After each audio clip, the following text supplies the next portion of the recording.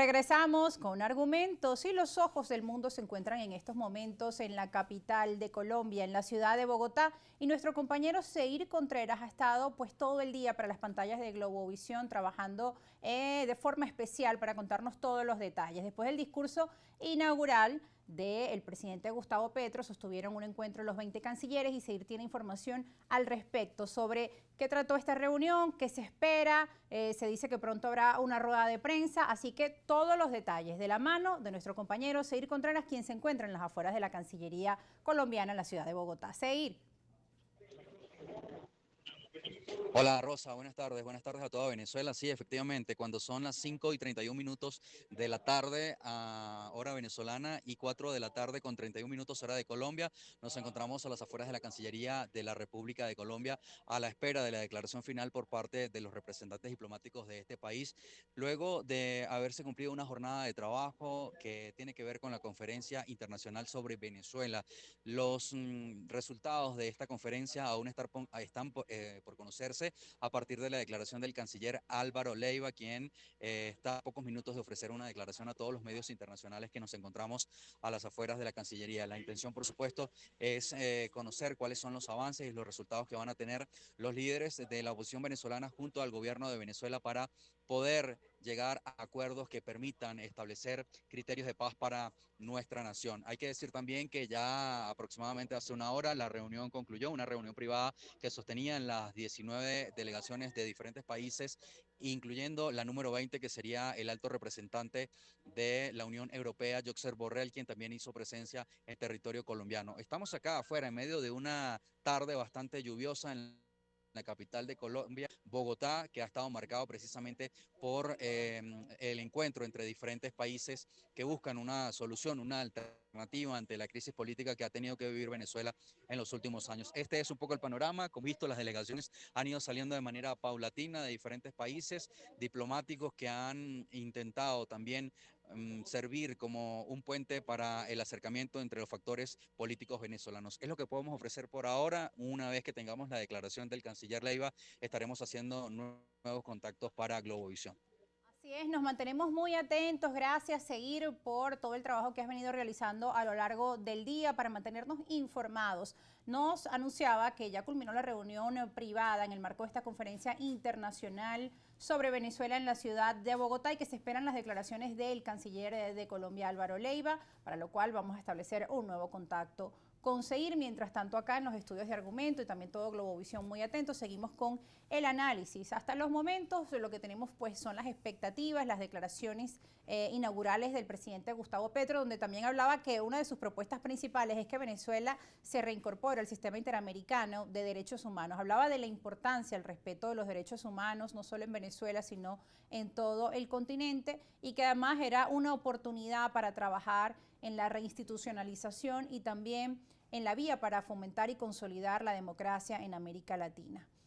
Sobre este tema de los derechos humanos en Venezuela y la posible reincorporación de este país suramericano, que por cierto se retiró hace unos años atrás de este sistema, ¿en qué beneficiaría también a nuestro país, a la población?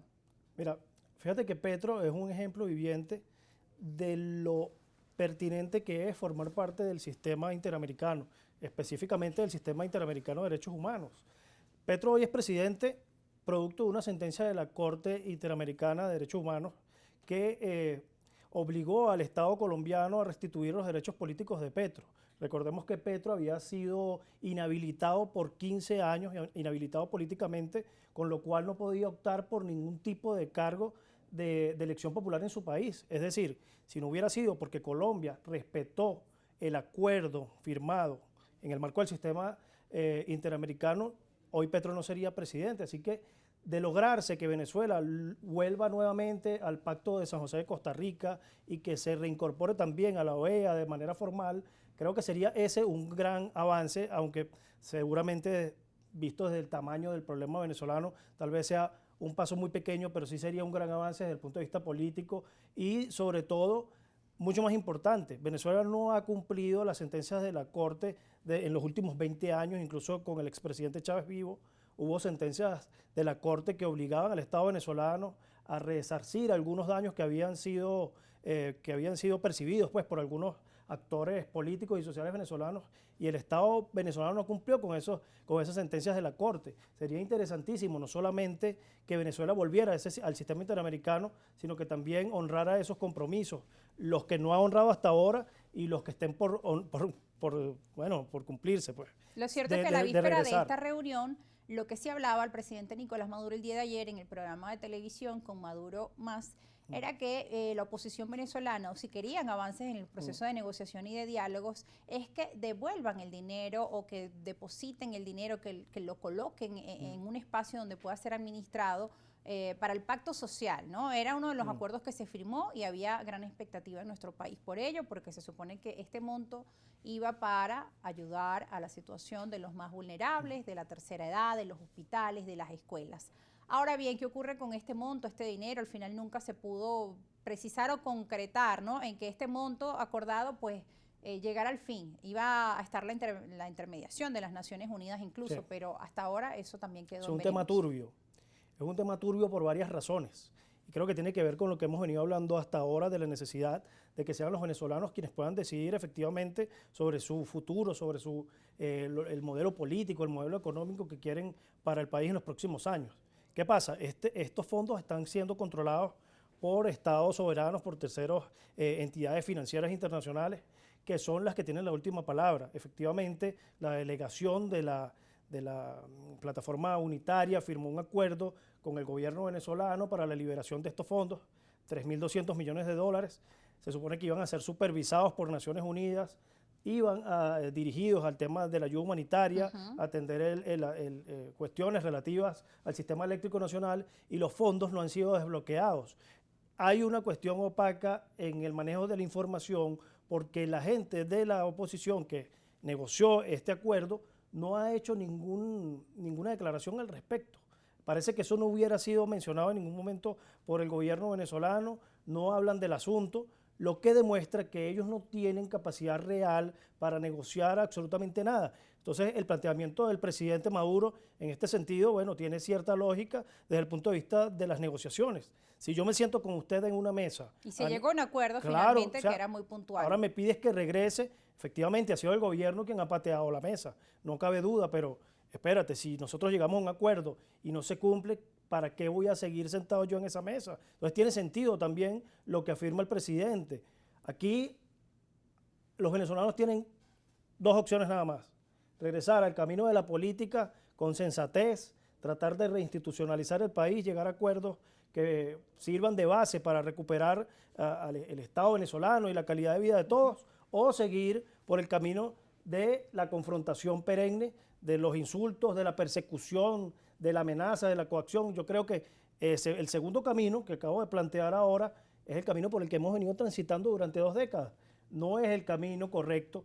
Vamos a ver si comenzamos a ponernos de acuerdo para reingresar al camino de la normalidad, de la cordura, y eso pasa efectivamente, sí, por tomar la decisión definitiva de ir a un proceso que permita la reinstitucionalización democrática de este país. Basta de que a Venezuela se le vea desde afuera, sí, como un país paria, como un Estado que no tiene garantías y procedimientos democráticos. Un diálogo serio, coherente y con respuestas a la población. Lauren, te invito ahora a hacer un enlace con nuestra compañera Soriemi González. Ella entrevistó a Andrés Ignacio Silva, él es consultor político y también da su opinión sobre los diálogos de México, este proceso de negociación entre el gobierno de Venezuela y un sector de la oposición representado por la plataforma unitaria. Vamos a escuchar su opinión y regresamos acá al análisis.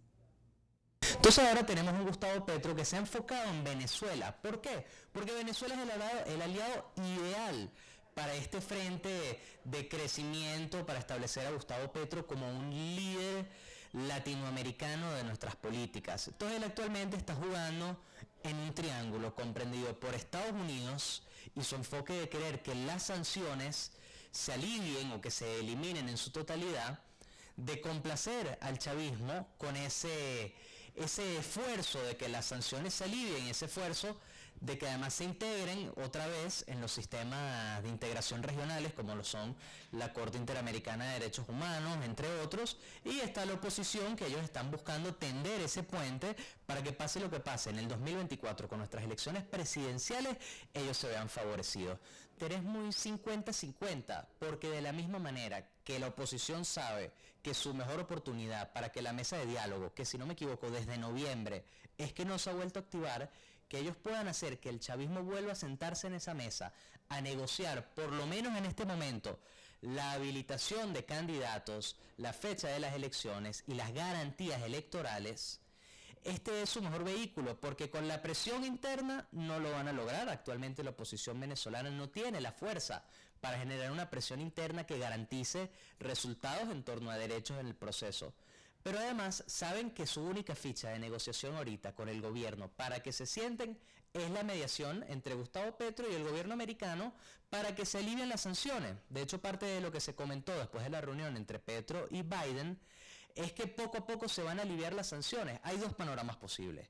O se van a ir poco a poco aliviando las sanciones a medida que se vayan otorgando concesiones para la elección presidencial hasta que se demuestre que fue una elección presidencial con sus plenos derechos y con sus garantías, donde se van a terminar de aliviar las sanciones, o está el segundo panorama donde las sanciones se mantendrán bajo la promesa de que con la realización de unas elecciones llenas de garantías y plenos derechos para todos los participantes, se van a aliviar en su mayoría o en su totalidad las sanciones.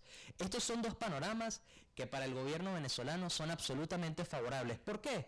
Porque con como están ahorita, con los derechos actuales que tenemos para estas elecciones, no hay ningún tipo de posibilidad de que el gobierno americano alivie esas sanciones, por lo menos no hasta el punto donde ellos quieren que se alivien las sanciones.